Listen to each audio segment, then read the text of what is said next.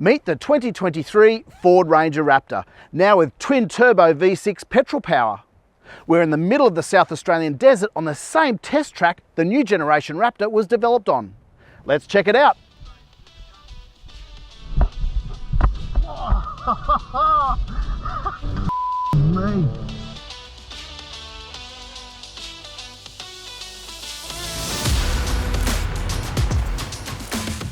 It's one of the most anticipated cars of the year, and now it's finally here. As the first dozen examples of the new Ford Ranger Raptor have arrived in Australia for media reviews in a few weeks, we can now finally bring you a video we recorded back in April 2022 during a prototype test drive in the middle of nowhere, and which we couldn't talk about until now. We've been given an early preview drive of the new Ford Ranger Raptor. Some of the vehicles we're driving today were hand-built prototypes, while some of the vehicles were the first down the production line. We're at Loveday 4x4 Adventure Park, a 2-hour drive east of Adelaide and 2 hours west of Mildura. A privately owned 8,000-acre property with kilometre after kilometre of demanding off-road obstacles and jumps. But before we get to the fun part, a quick recap for those playing catch-up.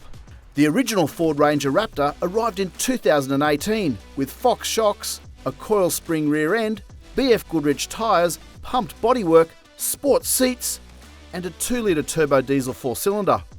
For all the macho looks, it was actually slower than a Ford Ranger Wildtrak because the Raptor was roughly 200 kilos heavier thanks to the trick suspension and other heavy-duty upgrades. Fast forward to the new model, and Ford has well and truly answered the call for more power. We now have a twin-turbo 3-litre V6 petrol engine backed by a 10-speed auto and permanent all-wheel drive. The power upgrade is significant. The output of 292 kilowatts and 583 newton meters is almost double the power and 16% more torque than before. While it's a lot of performance for a ute, physics still come into play. For all the extra grunt, there's the matter of 2.4 tonnes to get moving. The power from the twin-turbo V6 is phenomenal. It does not feel like a 2.4 tonne truck. This is the hot hatch of utes. We haven't put a V-box on it yet, but we hear it's somewhere in the 5 to 6 second range, 0 to 100. The original Ford Ranger Raptor with the 2-litre diesel took about 10 to 11 seconds to reach the speed limit.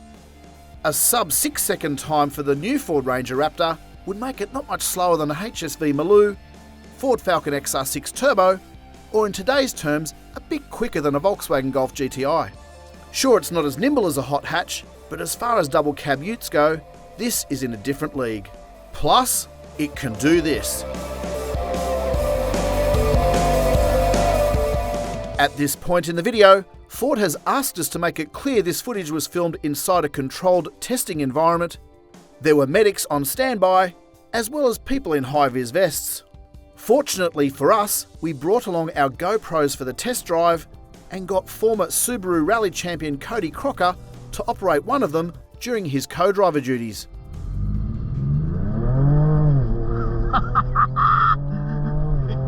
How good is that? This is the insane super jump, good speed.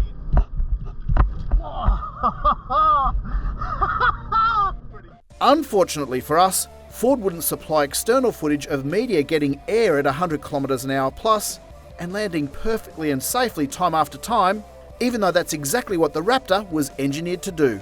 So here's some footage from Ford's YouTube channel of its test drivers pushing the new Ranger Raptor to its limits on a closed course. I'd like to say we looked as good as that mid-air and in dusty, rutted corners, but we'll never know. As a journalist and wordsmith with more than 20 years' experience, immediately a handful of phrases came to mind. Me. How do you know? Hell. Me. Holy awesome. I was still buzzing from the driving experience, but I think Cody was high-fiving because he was glad the test loop was over.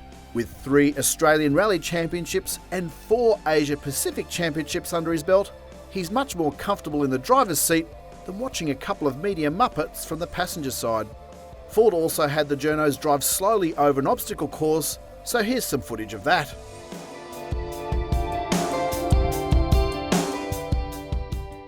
That said, it did give us time to reflect a little more on the whole package.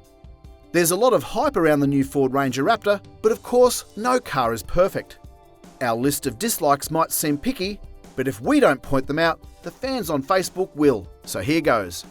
There's no gas bonnet struts, even though the previous model had them, no space under the bonnet for an extra battery, because the airbox fills the void, no long-range tank is available for petrol variants, even though the Raptor will have less driving range than the diesels. Towing capacity is still capped at 2,500 kilos rather than 3,500 kilos on the rest of the lineup.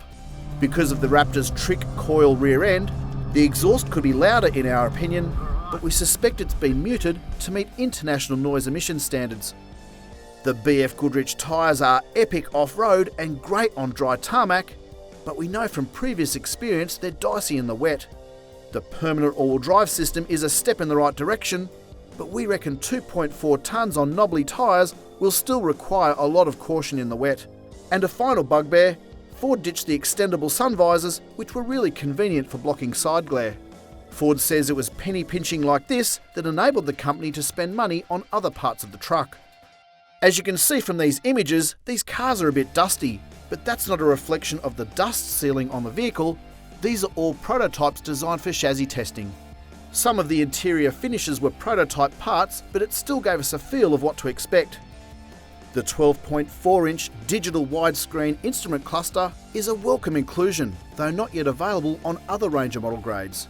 And the sport seats are super snug. The red strip of leather at the top dead centre of the steering wheel is a nod to the centerlines used on rally cars. While this early preview drive was only a brief taste of what's to come, it helped crystallise just how unique the Ford Ranger Raptor is in the double cab ute world. Few owners will ever get to experience or exploit its full potential. Most people will probably buy it for the tough truck looks. But it's remarkable that a risk-averse, straighty 180 company like Ford had the courage to develop a vehicle with such incredible engineering capability. Sending a 2.4-tonne truck into the air and being able to make it land safely and intact, and still come with a warranty and pass all of Ford's durability tests, is quite frankly nothing short of an epic achievement. In the same way few Porsche 911 GT3 drivers get to discover the capabilities of their car on a racetrack, the tragedy of the new Ford Ranger Raptor is they will likely spend most of their time in traffic, fitness centre car parks and towing jet skis. And only a handful of people will be lucky enough to experience this. Please hit like if you've enjoyed this video, go to Drive.com.au for the full review and subscribe to this channel so you don't miss any future updates, including our showroom drive of the new Ranger Raptor.